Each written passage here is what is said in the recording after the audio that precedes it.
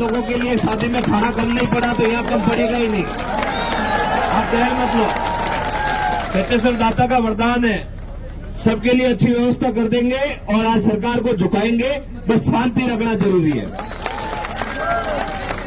और हम सभी लोग यहाँ कोई राजनीतिक रैली में नहीं आए हैं। हम सभी लोग किसी नेता को समर्थन देने नहीं आए हैं। हम सभी लोग हमारा हक लेने आए हैं। क्या आप अपना हक लेने के लिए तैयार हैं? अभी तहसीलदार जी हमारे बीच में आए थे, बता रहे थे कि भैया हम आपकी विभागवार वार्ता करवाने के लिए तैयार हैं। भैया ये विभाग यही बैठे थे, ये लोग यही थे, ये किसान के पुत्र यही थे, वार्ता करवा लेते। हम किसान के बेटों को 20-30 हजार रुपए के नीचे क्यों डाला? यहाँ आते ही नहीं हम लोग। भाई जब वार्ता हो जाती, जब बात हो जाती तो हमें यहाँ आना पड़ता क्या? नहीं आना पड़ता। जब आए हैं तो फिर आप तो रोजाना यही बैठे, आपसे क्या वार्ता करें? वार्ता करने के लिए बाड़मेर जाएंगे सीता भैया, कहीं रुकने वाले नहीं है हम लोग। अगर किसी के माइंड में ये गलतफहमी हो तो निकाल देना। हम हनुमान बेनीवाल जी के सिपाही है, सिंह साहब में खड़ा है, वो हनुमान बेनीवाल जी का सिपाही है। और आपकी लाठी में इतनी ताकत नहीं कि किसान के बेटों को रोक सके, और आपके शासन में इतनी ताकत नहीं कि आप किसान का हक खा सके। हमने पहले भी हमारा हक लड़ाई लड़के सड़क पर लड़ाई लड़के लिया है, और आज भी हम हमारा हक सड़क पे लड़ाई लड़के लेंगे। अगर कोई ये विचार कर रहा है कि ये लोग आए ज्ञापन देके चले जाएंगे, भैया ये पद से देने का काम हमारा नहीं है। ऐसे कागजों को आप कहीं दूसरी जगह डाल देना। दूसरी का मतलब आप समझ गए? भाई हम वो कागज देने नहीं आए, हम हमारा हक और अधिकार लेने आए हैं, और हक और अधिकार लेकर ही जाएंगे। भाइयों अभी ताजाराम जी बता रहे थे कि हमें अनुशासन के तरीके से चलना है। हाँ, जब तक कोई इशारा नहीं हो तब तक हमें कोई अपनी मर्जी से निर्णय नहीं लेना है। इशारा हो जाए कि कलेक्टर के अंदर, ऑफिस के अंदर घुस जाओ तो अंदर भी घुस जाना है, लेकिन बिना इशारे के मत घुसना। आप ऐसा ना हो हम पीछे खड़े सब लोग कहाँ गए, आगे चले गए, वैसे नहीं जाना है। वैसे जाने से क्या होता है, इन लोगों को ये पता चलता है ये अशिक्षित है।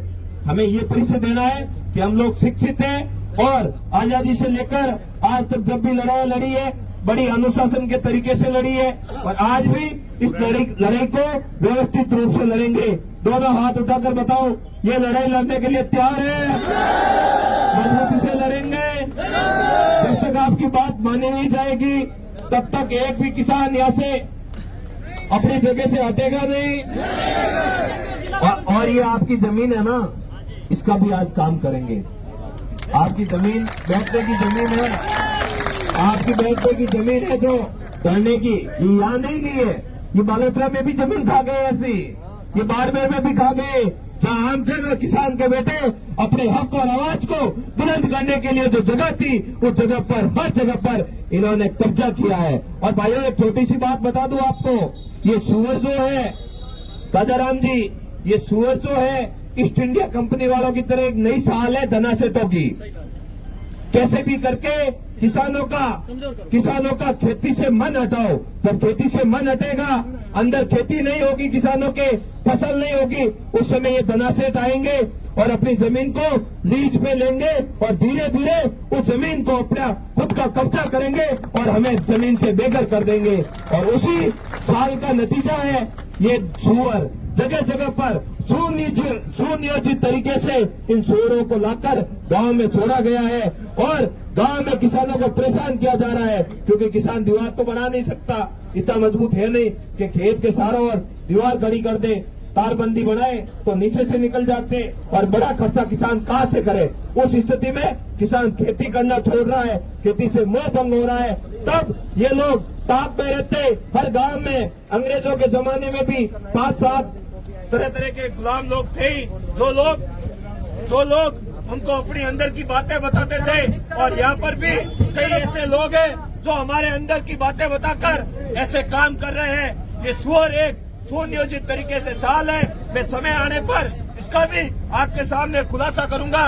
कौन बड़े बड़े धनाशेठ हैं जो सरकार के मंत्रियों के इशारे पर ये यहाँ लाकर छोड़ रहे हैं। अभी बाड़मेर की ओर निकलेंगे और मजबूती से अभी हम लोग बाड़मेर की ओर निकलेंगे, एक एक करके व्यवस्थित लाइन बनाकर आगे कोई ट्रैक्टर नहीं निकालेगा, एक के पीछे एक। और जैसे भी आज हमें फोटो सेशन रील्स की कोई आवश्यकता नहीं है।